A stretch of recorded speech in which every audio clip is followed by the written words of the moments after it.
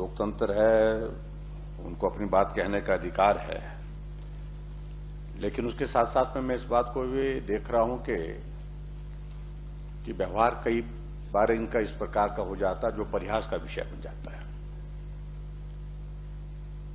आज जो है वो उस दल में हम देख रहे हैं विपक्ष में नेतृत्व की परिस्थिति क्या बनी हुई है। कल मैं जब महामहिम राज्यपाल महोदय जी की चर्चा का उत्तर दे रहा था, उसमें भी आपस में प्रतिस्पर्धा चली हुई थी। एक खड़ा होकर के कुछ बोलता था तो दूसरे को लगता था मैं भी अपनी बात कह लूं, और तीसरे को लगता था मैं रह गया तो मैं भी कह लूं।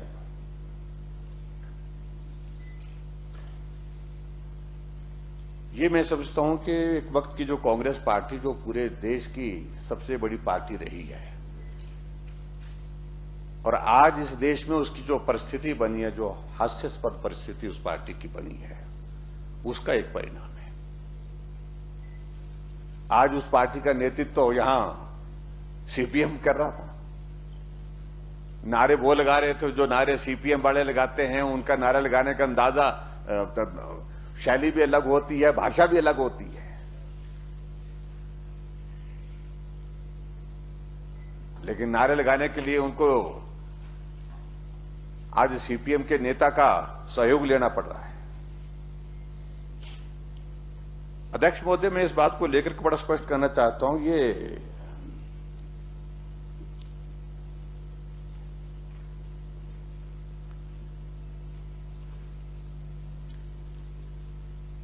ओपीएस की अगर बात आ रही है, ये लागू कब हुई थी?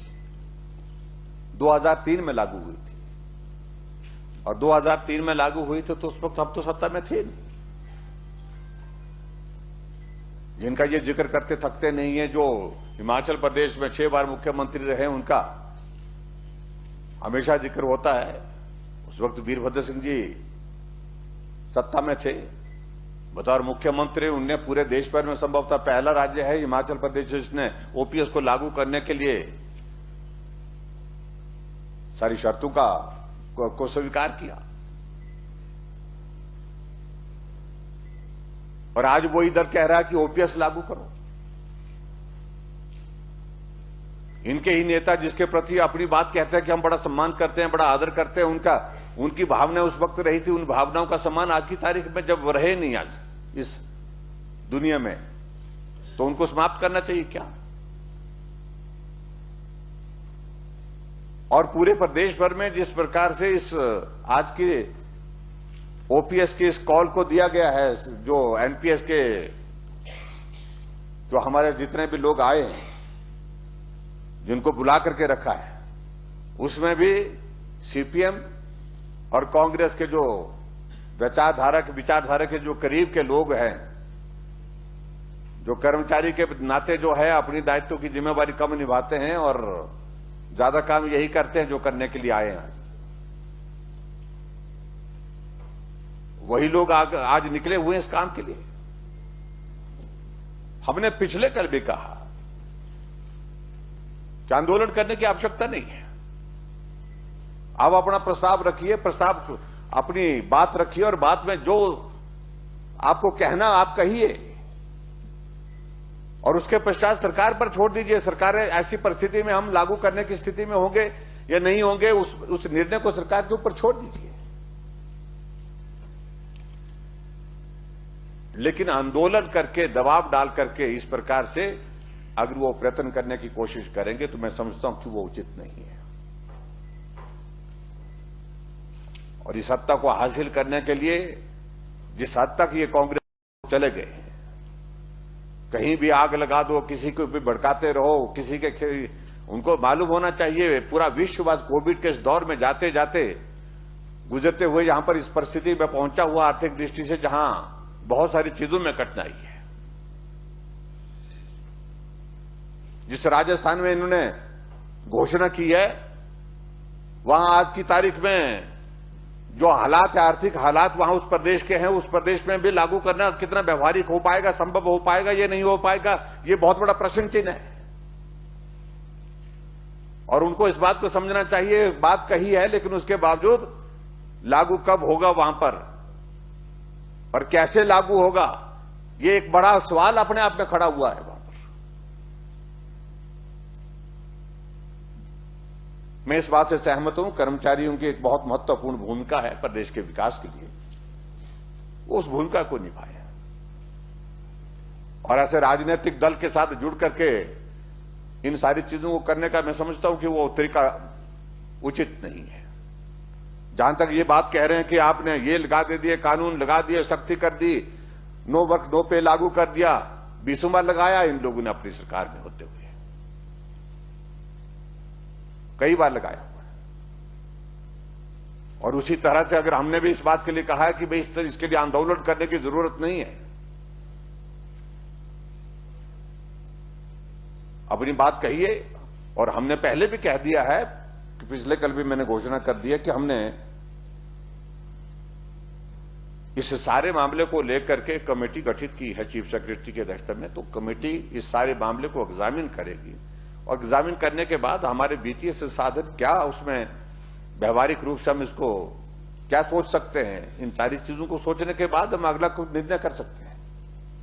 लेकिन इस प्रकार से राजनीतिक मकसद के साथ ही यहां हमेशा बात करते रहना, बात करके जो है वो जो कर्मचारियों को और दूसरे अलग अलग वर्गों को भड़काते रहना, कि मैं सब उचित नहीं है। राजनीति एक सीमा तक होनी चाहिए।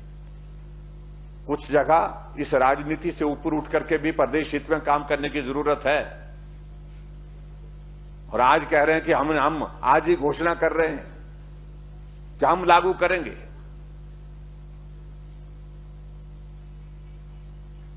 आज की घोषणा का क्या औचित्य है? अभी आने वाले समय में 8 महीने के बाद, 9 महीने के बाद अभी प्रदेश चुनाव के दौर में से जाएगा, उसके बाद मालूम पड़ेगा क्या होगा। इतनी बड़ी गलतफहमी में हमारे मित्र हो गए हैं कि उनको ऐसा लग रहा कि बस हम तो आ ही गए। अध्यक्ष महोदय, मैं इतना कहना चाह रहा हूं, जो भी आंदोलन करने के लिए कर्मचारी भाई है बहनें यहां आई हैं, वो सौहार्दपूर्ण वातावरण में अपनी बात कहें और उसके बाद अपनी कोई बात सरकार तक पहुंचानी है, उसके लिए उचित माध्यम उनके पास उपलब्ध है।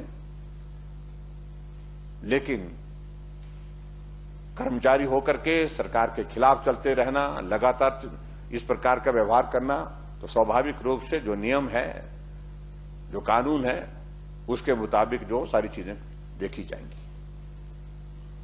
और आज जो जिस प्रकार से इन्होंने जो वॉकआउट किया है, क्योंकि बुलाए ही उन लोगों ने, उनको कहा कि आप आइए, हम आपका स्वागत करेंगे, हम आपको संबोधित करेंगे, और यहां से जाने के बाद वहां पर भाषण देंगे कि हम सदन छोड़ करके आए। सदन छोड़ करके आए कि बहुत बड़ा काम नहीं किया है। लेकिन मैं ये कहना चाह रहा हूं अध्यक्ष महोदय कि कर्मचारियों के प्रति हमारी सरकार संवेदनशील रही है सदैव।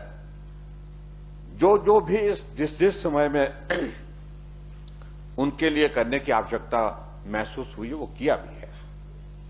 और अभी भी जो हमारा पंजाब पे कमीशन आने के पश्चात जो हिमाचल प्रदेश के कर्मचारियों को, क्योंकि हम पंजाब पे कमीशन को फॉलो करते हैं, तो ऐसे में जो भी उनके लिए जो किया जा सकता है वो बेस्ट पॉसिबल आज की परिस्थिति में कि जो वो हो सकता था वो हमने करने की कोशिश की है। और आज भी मैं फिर से एक बात का लिए आग्रह करना चाहूंगा कि वो इस आज का जो कार्यक्रम रखा है, एक शांतिपूर्वक ढंग से अपनी बात को कहें। हमसे जुड़े रहने के लिए हमारे YouTube चैनल को सब्सक्राइब करें और नई वीडियो की नोटिफिकेशन के लिए बेल आइकॉन को दबाएं। अगर आप ये वीडियो Facebook पर देख रहे हैं तो लाइक जरूर करें और ज्यादा से ज्यादा शेयर करें। इसी तरह के और भी अपडेट्स के लिए फॉलो करें हमारा Instagram पेज himachal.keshri।